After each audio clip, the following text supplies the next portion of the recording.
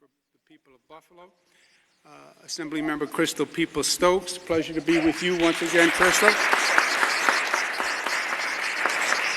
To Crystal's right is also a gentleman who needs no introduction anywhere in this country. The founder of Google, Dr. Schmidt, headed the Reimagined Commission for us and did a brilliant job, and I want to thank him very much for being with us. Dr. Eric Schmidt. To my left, we have the great mayor of the city of Buffalo, Byron Brown. And to Byron's left, we have Charles Phillips, who is the managing director and co-founder of Recognized. He was the chairman of Infor. He was also a key part of our Reimagined Commission, which did extraordinary work. Let's give Mr. Phillips a round of applause. We have with us Kate Harris, who was the director of the commission and an advisor to me. They had over 50 meetings, this commission, so they took it very seriously. Kate, thank you for your leadership. And then we have with us a good friend and just a man who embodies the spirit of Buffalo, Thurman Thomas. Thurman, good to be with you. And Patty Thomas, who also is the spirit of Buffalo. Patty, good to be with you. Buffalo Bills, we had a good season. I think if Thurman was out there, we would have gone all the way with Thurman. Okay, this is an exciting day today, and let me talk to you about a number of matters. The COVID crisis, which we are all aware of, we're still in the midst of. It is not over. It is better, but it is not over. We shouldn't act like it's over.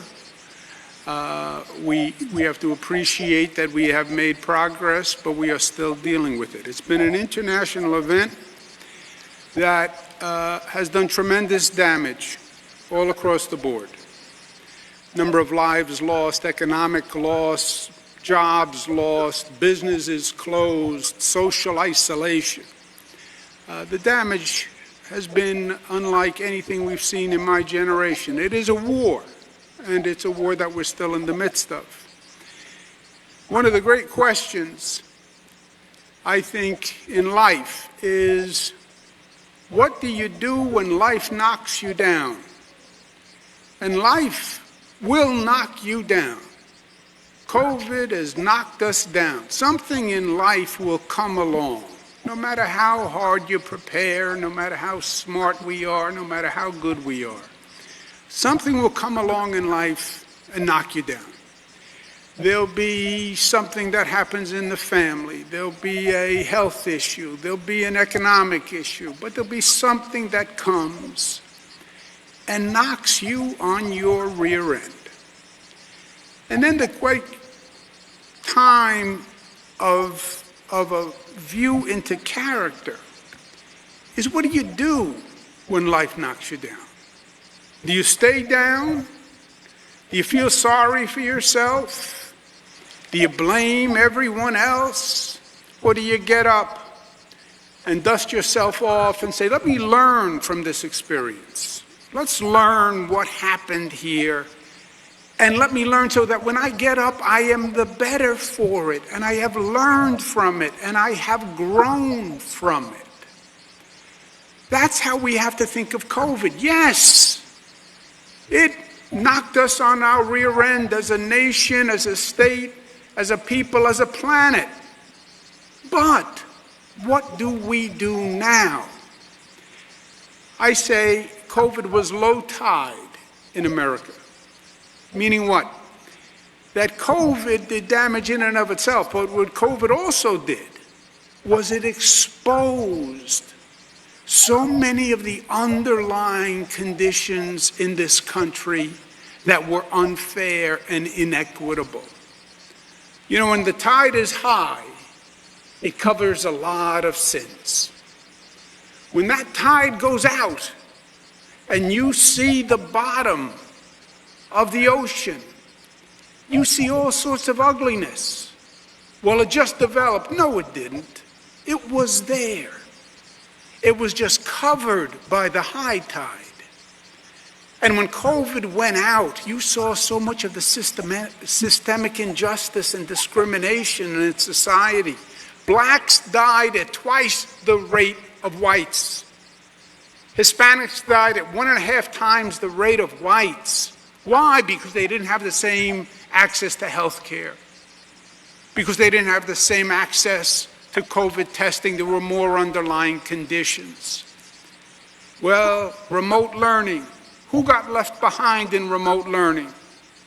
Poorer children, poorer communities, who didn't have the same access. That's something else we have to learn from. The injustices that COVID exposed. And let's take this moment and make it a productive and a constructive one. Recognize the pain and the loss, but recognize that we can learn from this.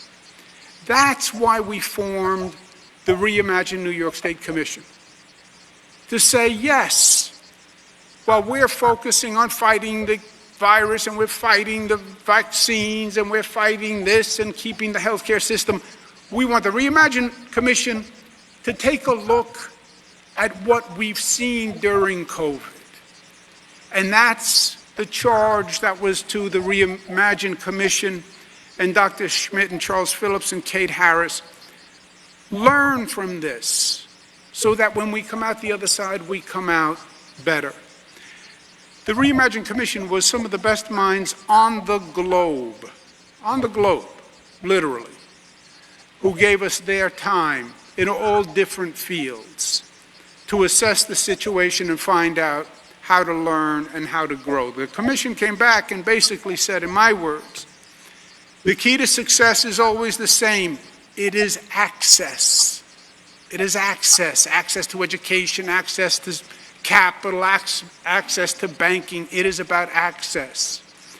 The commission says equal access to high-quality, affordable internet connectivity is a prerequisite to making the many other hard and essential changes. Access today is not a highway system. It's not a phone call. Access today is the internet system and the broadband system. Access to remote learning, great concept. If you have the equipment and you have the training and you have the assistance to make remote learning work, and if you have access to broadband, telemedicine, no doubt there is a great potential in telemedicine. If you have the access to broadband, otherwise it is non-functional for you. Well, now you can apply for a new job, you can apply for new training and for new skills. So much information on the internet, yes, but you have to be able to get there.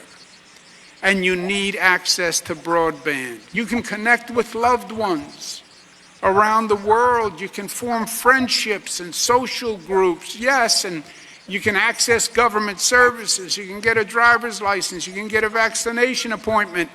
All done faster and easier than ever before if you have broadband. And for many, many people, they are precluded by not having access. Now, there are two barriers to broadband. One is literal access. Can you get it? And the second is, if you can get it, can you afford it? Good news on access, 98% of the state now has access to high-speed broadband. We've been working on this for years. And we're up to 98%. But 98% still says 2% is out, and we're not done until we hit 100%. Part of this bill, we're going to do an in-depth study of the places that don't have access to high-speed broadband, identify them specifically, and get them the access. The second is the affordability. Oh, you can get it if you can pay for it. And these internet packages are often very, very expensive because they bundle it with TV and with this. and it can be hundreds, if not thousands of dollars per year to get access to the internet. And many New Yorkers just can't afford it, especially today, especially in a post-COVID economy. So we're going to sign a law today that is very simple but very profound. The law requires all internet service providers in the state, if you do business in this state, so if you are Spectrum or Optimum or Verizon or Frontier, Windstream, either big ones or small ones, all internet providers must offer high-speed internet at an affordable cost, $15 a month, period, all equipment, all fees, etc. That's the cost that they must provide to any low-income family in this state. And low-income are people who qualify for governmental assistance because they are low-income. That, my friend, will democratize access to society and services. And we're very excited about that. For families that can't afford the $15,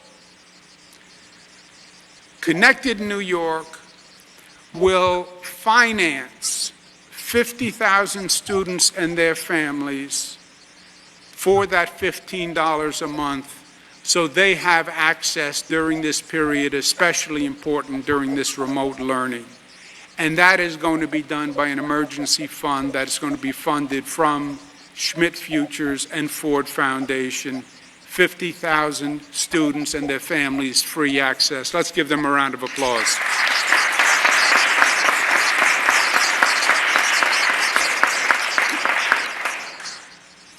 For America, broadband holds great power.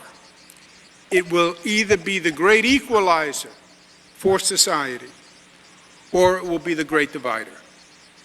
It can either equalize the playing field, where anyone can get access to information and education, or it will divide the society by income, by race, and by class. And as a divider, if you're not on the internet, you can be left behind at 100 miles an hour. This low-cost broadband access in this state is the first law of its kind in the nation. New York leads once again. Thank you to Mr. Schmidt, Mr. Infor. Thank you to the Reimagined Commission, Chairman Schmidt, Charles Phillips. I want to thank the New York State Legislature for passing this progressive, ambitious bill. It is the question of the time. And people ask me this every day. What will New York State be like post-COVID? What's going to be New York after post-COVID? What's going to be America post-COVID? It will be what we make it. It will be what we make it. It's that simple. And in New York, we will be better for what we went through. Yes, you knocked us down, but we're going to get up, and we're going to learn, and we're going to grow. Today, we made New York State better than it was before COVID because we learned and we saw the inequities. We just have to reimagine New York. We have to learn from low tide and the ugliness that we saw, and we have to correct it, and we have to correct it now. Come up with a vision of what you see as a better society, a fairer society, a more just society, and then make it a reality. That is what we do and who we are as New York. We dream big. We're a state of dreamers. Otherwise, we wouldn't be here. We dream that we can do the impossible, and then we do it. Time and time again. That's what makes this state special. And that's what makes the people of New York State special. Knock us down, we get up, and we get up better, and we get up stronger. Thank you.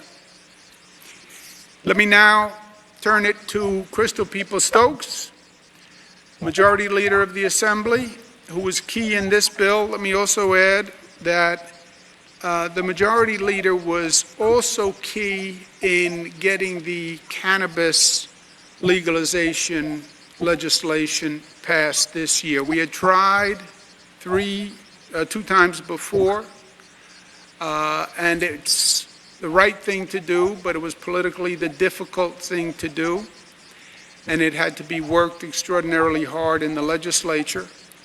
And the way it tends to work in any endeavor, somebody has to say, I know it's hard, but I'm going to take on this challenge, and I'm going to get it done.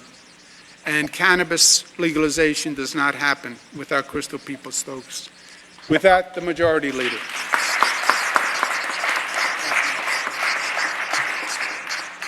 Thank you, Governor, and thank you for being here today. We're always excited when we have the opportunity for you to be in Buffalo. I want to thank you for your leadership in getting us through, well, almost through the pandemic. We are still there, and there are still a lot of concerns that we have to pay attention to, but it is without question that your leadership during the course of this pandemic has got us to this point. And for those of us in Western New York, we're grateful and we're thankful to you. So we want to applaud you for that. The community has suffered a lot during the past year. So many communities across the country, but more importantly, across New York State. And while we've remained socially distanced, it's still, there is an issue of connectivity in communities that's critical, and that has to happen. You mentioned it in your comments that, students are at home trying to learn remotely. There's telehealth issues. People need to have access to good quality internet. And I think most people are walking around with a smartphone, but that doesn't mean that they have access to the internet just because they have a smartphone. And I know that there are some people who literally have to bring their children to libraries in order to do homework.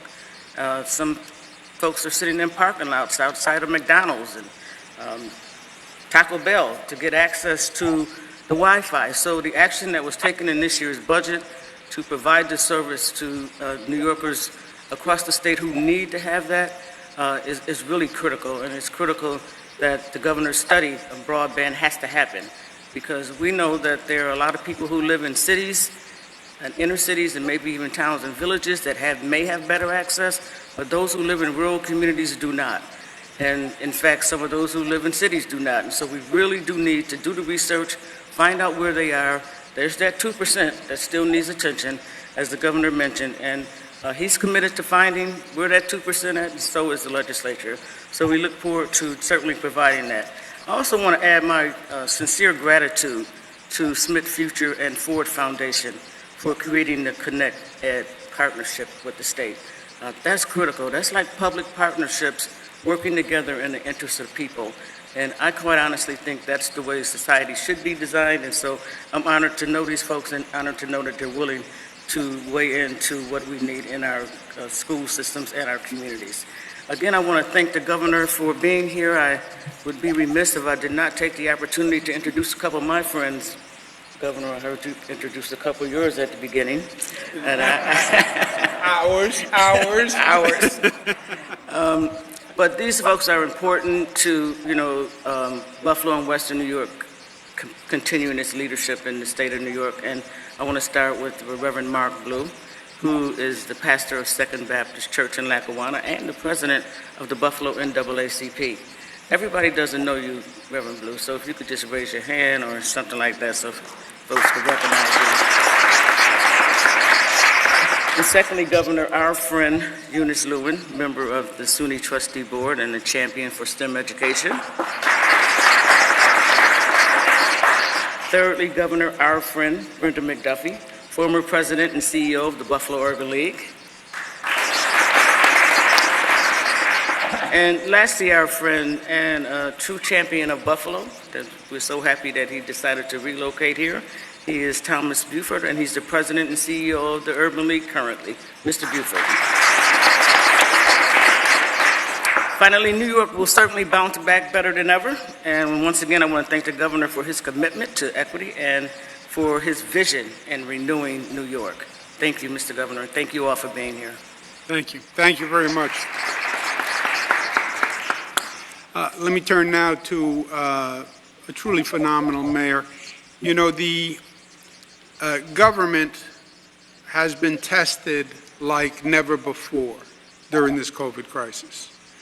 This is not something you can just talk your way through. This is something where real leadership was required. You had to step up. You had to accept the challenge. You had to accept the challenge that, frankly, many people ran from because it was so frightening. And that's leadership. And then you had to perform at the same time. You have to get those vaccination centers set up. You have to educate people about COVID. You have to deal with the controversy and the opposition. And it's not easy. But it was also a time when you could see into a person's soul, and you could see what a person was made of. And the people of Buffalo were blessed to have Mayor Byron Brown lead Buffalo. And he's been an extraordinary partner to me, Mayor Byron Brown.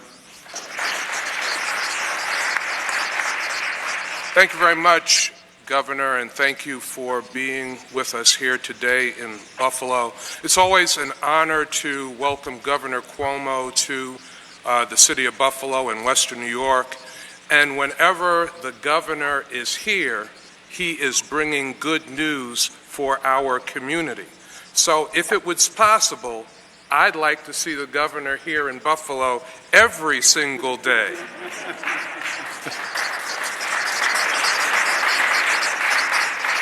Before I say a few words, let me just make some acknowledgments as well. I want to recognize Jonathan Dandies, Chair of the Board of Directors at Erie County Medical Center. Allegra Jaros, President, John R. Oshai Children's Hospital of Buffalo. And Joyce Markowitz, Chief Business Development Officer at Catholic Health in Buffalo. Let me start out by saying that I trust Governor Cuomo's leadership. We share a real commitment to Buffalo, and I've worked with him long enough to know that he truly cares about our great city. As mayor, I have always been committed to making Buffalo a thriving, innovative city where no one is left out and where no one is left behind. Governor Cuomo shares these values. He also knows about the inequities that existed in our society long before the COVID pandemic began. That's why he created the Vaccine Equity Task Force, working with trusted community leaders to promote the safety and effectiveness of the vaccine. That's why he helped us create pop-up vaccination sites across Buffalo, tackling racial disparities in access to the vaccine. And that's why Governor Cuomo is here in Buffalo today signing this affordable broadband bill. We know all too well how isolated and anxious this pandemic has made New Yorkers feel. We know the tremendous frustration that has been in our community. Those feelings were compounded for those without access to the internet, for the students who struggled to log into their school sessions, and the parents who tried to help them, for the families struggling to talk to a doctor without the option of telehealth, for those looking to work or to find workforce training, and for those who simply missed seeing their loved ones. A member of my staff yesterday told us that she was going to see her mother for the first time in a year. The pandemic has made it clear that we cannot consider high-speed internet a luxury.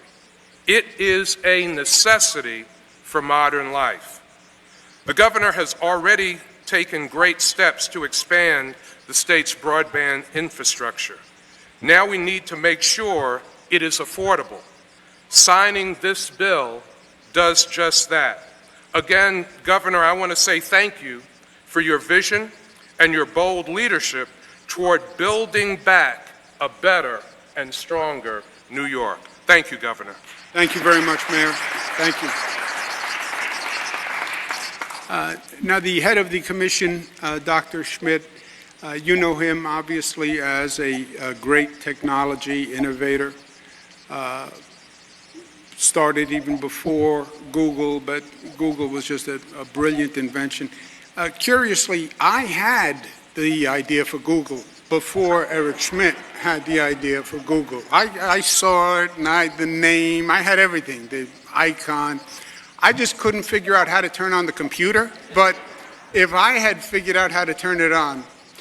But what's most remarkable about Dr. Schmidt, it's not what he has done in the past, it's what he continues to do. What he's doing with Schmidt Futures, his work with defense, his work with the environment, his work with the oceans, he could just be sitting on the beach somewhere taking sun, right? But he's trying to make this place a better place. And he's been so kind to us here in New York State. He is an internationally desired commodity with his expertise. He's working on national issues, international issues. He took the time and made the time to run this commission for New York, and he did brilliant work. And all New Yorkers owe him a debt of gratitude, and the proof is in the pudding. We just signed the first law in the nation to provide access to low-income Americans, and we did it because of the good work the Reimagined Commission did. Thank you, Dr. Schmidt. Thank you.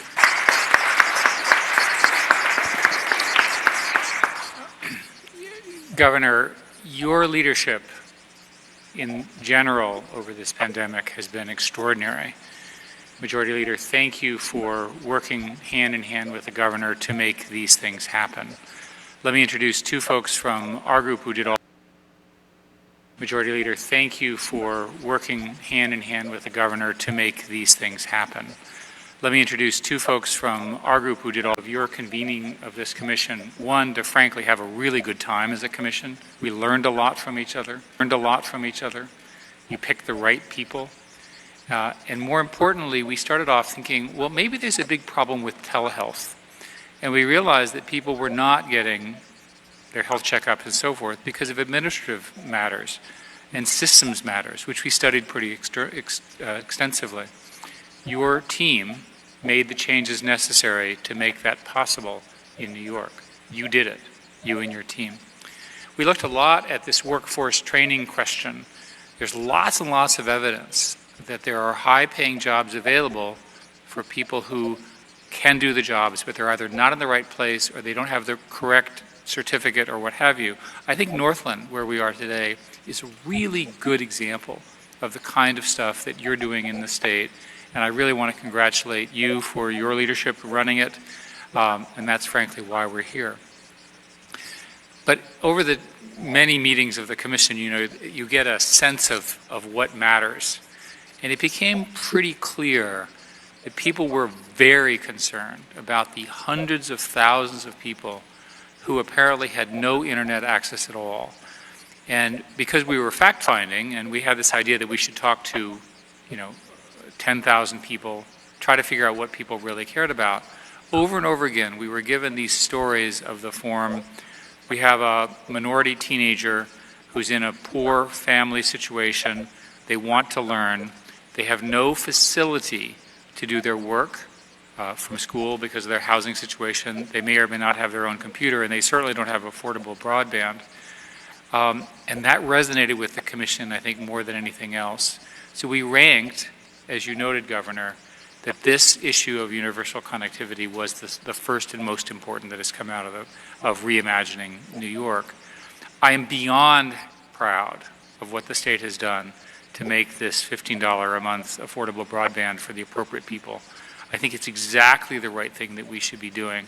For all the reasons everybody has said, the internet is no longer optional. I used to give these speeches about how it was optional, just turn it off. You can't do that anymore. It's essential to education. Think of the generation that we could be creating that are not learning because we didn't give them the right access. And they're the ones most at risk that need it most at all. It's a moral duty, it's the right thing to do, and you guys did it.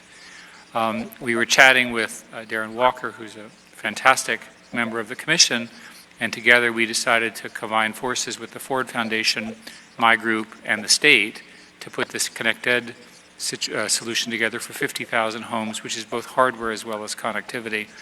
This will bridge the gap between the connectivity needs of their students and families, and it basically will, it's part of the long-term policy solutions that we need to be doing. So you combine, frankly, the leadership from the state, the assembly, the governor's office, and then private philanthropy, and you can pull these things off. And frankly, I think we should do more. This is when New York does its best, a combination of private actors and the public doing the right thing for the benefit of all the citizens. So I'm committed to doing that.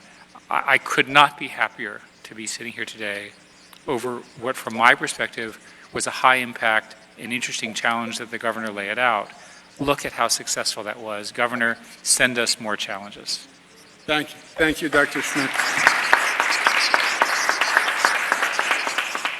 I remember the first conversation we had when we were putting together the commission. It's just as Dr. Schmidt said, I had the same conversation with Charles Phillips, a number of people on the commission. They said, look, we're busy, we'll do this, but we don't want to just be part of a commission that does a report and the report winds up on a bookshelf. We'll do the work if you promise you will actually get it done afterwards.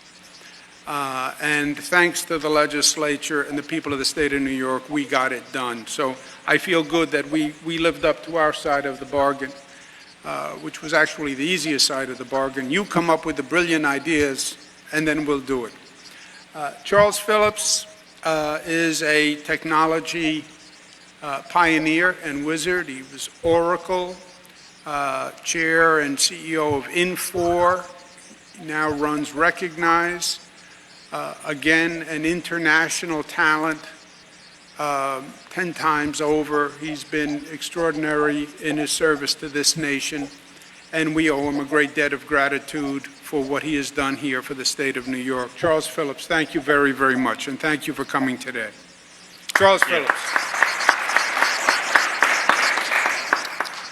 So, Governor, Majority Leader, my old friend Eric Schmidt, Mr. Mayor, it's an honor to be here for this milestone for the state today. I've seen the power of the internet actually from its very inception, and I can't overstate how important access to broadband is for our kids. I was a computer science major at the Air Force Academy and took my commission in the Marines. During that time, the ARPANET, the forerunner of the internet, was being built by the military. Understanding and take advantage of that connected world defined my career trajectory, and as it did for many others. Fast forward many years later, I was CEO of a large software company, and the defining value add was running on the internet in the cloud. We used that to make sure our software is accessible from thousands of people around the world, ended up with 77 million customers. But it's more important than business now. The internet touches all aspects of life, including educational opportunities. After the Academy of Marines, I followed up with an MBA in Virginia and law school at New York Law School. I'm a product of excellent educational opportunities, but those opportunities start with proximity and exposure to ideas and opportunities. I was always a bit of a gadget guy, loved computers and software. I built my first computer in high school, but because someone exposed me to those concepts early. The internet can provide access to information in the art of the possible like no other medium. Now, especially in the context of this pandemic, I can see the adverse impact of the lack of broadband access to many kids. I live in New York City, and it's a big issue there as well. They say it takes a village to raise a child, but the village has been moved to the internet. We want our next generation to have outstanding opportunities to learn and grow. For that to happen, they need to be on the internet, and that means having access to reliable, affordable, and high-speed internet. Today, high-speed internet is not a luxury. It's a basic necessity, like food, water, and shelter. The legislation the governor will sign today was the top recommendation of the Reimagined New York Commission. I was honored to serve on that commission as the workforce co-chair. The commission concluded affordable internet is a prerequisite for a better education, for telemedicine, workforce training, and all aspects of a reimagined New York. I want to thank the governor for making this a reality. The legislation will impact lives. It would make it possible for young people to dream about their big education and their careers, even if they don't come from money or privilege. Our workforce of the future demands nothing less.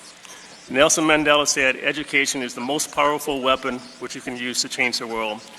These young people will now have the tools to change the world. Thank you, Governor, for your leadership and for your vision, for your bold, innovative, reimagined New York.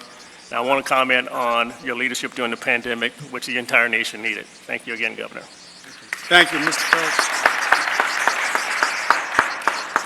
I would ask my colleagues to join me today, right here, as I sign the bill, and we actually make this happen.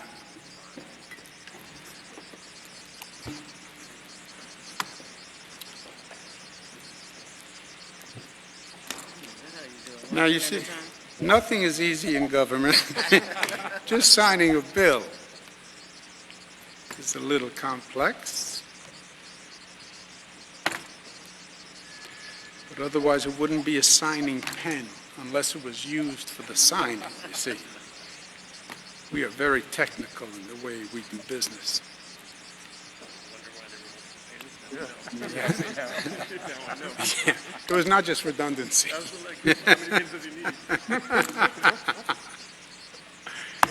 Congratulations, the bill is signed. Thank you. Thank you very much, Governor. Let's give them a big round of applause. Thank you all. Thank you for being here today. Thank you. Congratulations, New York. Thank you for coming to Buffalo to do this. Yeah.